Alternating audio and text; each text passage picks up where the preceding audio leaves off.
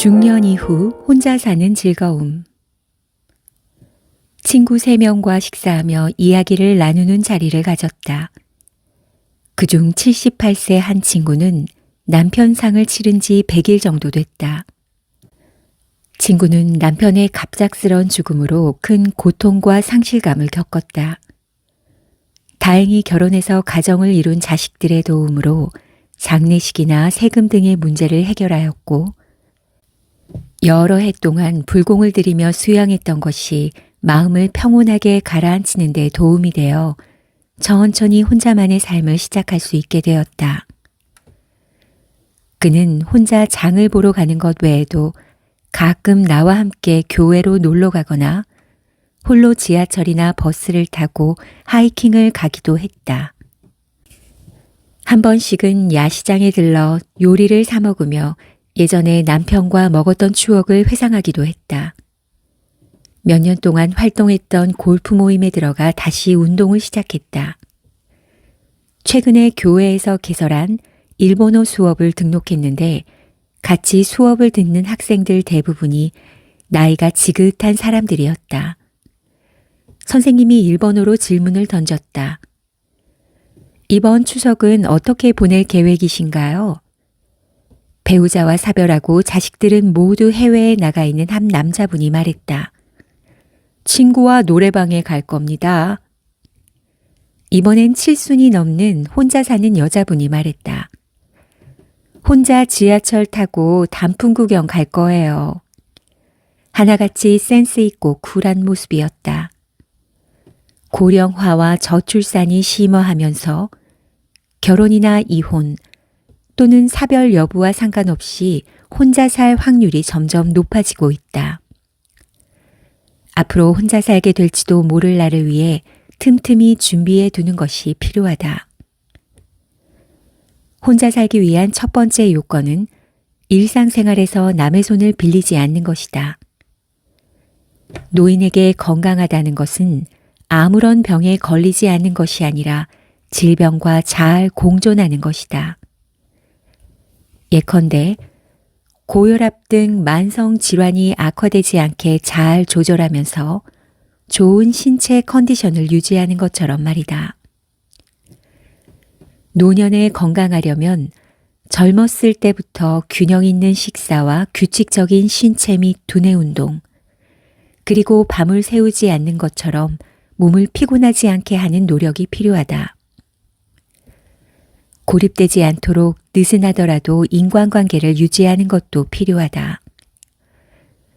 젊었을 때부터 꾸준히 활동해온 동호회라면 계속해서 참여하는 것이 좋다. 목적이 취미든 봉사활동이든 신앙이든 상관없다. 소셜 네트워크에 연결을 시켜주는 가장 안전하고 좋은 방법이다. 노년층을 대상으로 하는 지방 공공기관이나 지역대학의 다양한 커리큘럼을 활용하는 것도 추천한다. 눈높이에 맞는 새로운 공부 주제를 찾을 수 있을 뿐더러 새로운 친구도 사귈 수 있다. 예전에 지역대학에서 유적 탐방 철도 여행이라는 수업을 들었는데 젊은 학생들과 완행열차를 타고 여행하면서 새로운 것을 많이 배웠을 뿐만 아니라 몸과 마음이 즐거운 경험을 할 수 있었다. 나이가 들면 부모님이 안 계시고 형제들은 마찬가지로 늙고 자식은 한창 먹고 살기 바쁘다. 이때 가장 필요한 사람이 바로 친구다. 우리 주변에는 여러 형태의 친구가 있다. 오랫동안 사귀어 서로 모르는 게 없는 절친, 아프거나 필요할 때 기꺼이 도움을 주는 친구, 여행, 맛집, 골프, 독서 등 취미가 같은 몇몇 친구들, 인터넷상의 친구 등 이들은 모두 우리의 삶을 윤택하게 만들어주며 혼자 살더라도 외롭지 않게 해주는 존재다. 오래된 친구도 좋지만 새로운 친구도 사귀어야 생각의 폭을 넓히고 새로운 시각을 가질 수 있다. 노년을 앞두고 준비해야 할 것들. 최근에 백내장 제거 및 인공수정체 삽입술을 받았다. 수술은 순조롭고 성공적으로 이루어졌다. 이 과정에서 느낀 점을 공유하고자 한다. 평생 비혼으로 살아온 나는 독립적이고 혼자 사는 즐거움을 누리며 산다. 먹고 싶으면 먹고, 사고 싶으면 사고, 살 집이나 직업도 내 마음대로 선택할 수 있다. 심지어 방이 어질러져 있어도 누구의 눈치를 보거나 동의를 구할 필요가 없다. 자녀의 학군을 고려할 필요도 없고 고부 갈등은 말할 것도 없다.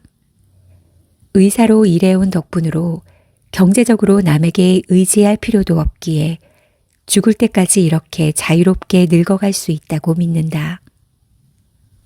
혼자이기에, 기댈 데가 없기에, 더욱 독립적이고 자주적이어야 했기에 강해져야 한다고 생각했다. 삶에 방해물도 없고 대가를 치러야 할 일도 없기 때문에 어떠한 보답이나 보상이 필요하지 않았다. 그렇기에 더더욱 다른 사람의 도움을 당연시하지 않았고 오히려 감사하게 생각했다. 하지만 점차 나이가 들면 신체기관이 낡은 자동차 부품처럼 하나둘씩 고장나 수선하거나 바꿔야 하는데 이런 고장이 심장병, 뇌졸중, 그리고 암으로 이어질 가능성도 있다. 의학이 아무리 발달하고 건강보험료 지원이 있다 하더라도 결국은 곁에서 돌봐줄 사람이 필요하다. 경제적으로 여유가 있다면 집에서 돌봐줄 사람을 고용하거나 장기 요양원 또는 요양시설에 들어갈 수 있다. 어찌되었든 간에 누군가의 도움이 필요하다는 뜻이다.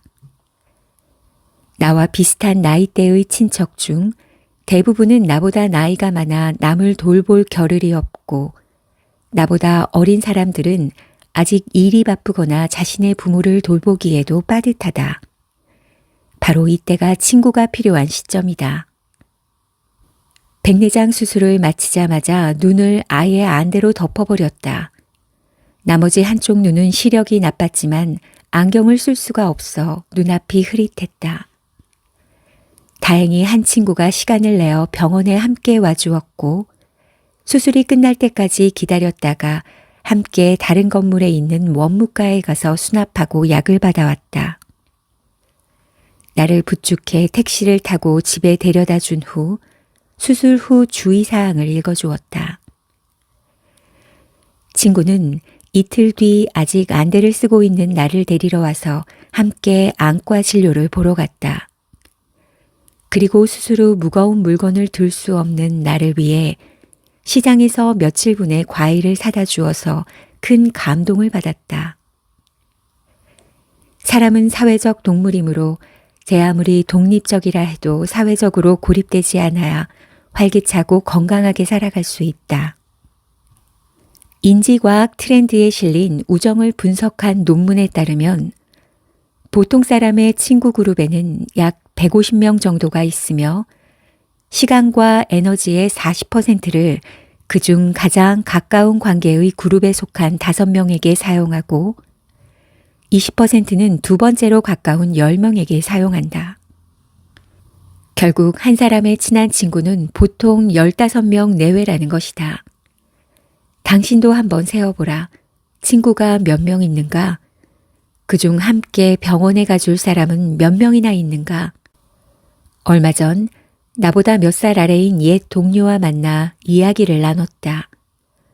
은퇴 후 혼자 사는 그 친구는 최근에 이사한 집을 병실처럼 꾸몄다고 했다. 나는 너무 궁금한 나머지 실례가 되는 줄 알면서도 구경시켜달라고 했다. 아니나 다를까 욕실 바닥은 미끄럼 방지 처리가 되어 있었고 변기 양쪽에는 잡고 일어설 수 있도록 손잡이를 달았다. 훗날 혹시나 사용하게 될지도 모를 휠체어도 드나들 수 있도록 통로까지 마련되어 있었다. 채광이 좋은 널찍한 공간이 거실과 안방으로 나뉘어 있었다. 1인용 전동 침대는 예쁜 침대 시트와 쿠션으로 포근함을 더했다. 그리고 자동으로 켜고 꺼지는 전등이 설치되어 있어 밤중에 화장실 이용이 편리해 보였다. 침대맡의 작은 테이블 위에는 작은 응급 호출기기와 휴대할 수 있는 버튼이 있어 응급 상황이 발생했을 때 버튼만 누르면 도움을 받을 수 있도록 했다. 전문 간호사였던 사람다웠다. 철저한 준비의 롤 모델로 느껴졌다. 아무리 절친이라 해도 매일 만날 수는 없는 법. 고맙게도 스마트폰 문자나 채팅으로 언제든 연락할 수 있다.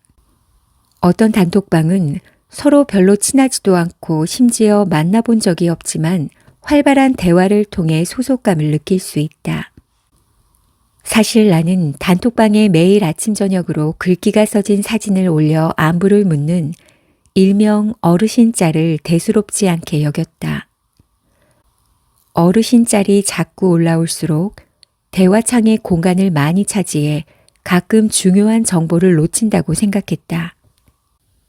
그러나 최근 한 독거노인이 집에서 숨진 지 며칠이 지나서야 발견되었다는 씁쓸한 소식을 들었다. 그러고 보니 핸드폰 대화창에서라도 노인들이 매일 출근 도장을 찍을 수 있는 공간을 마련하는 것이 이들에게 안정감을 줄 수 있겠다는 생각이 든다.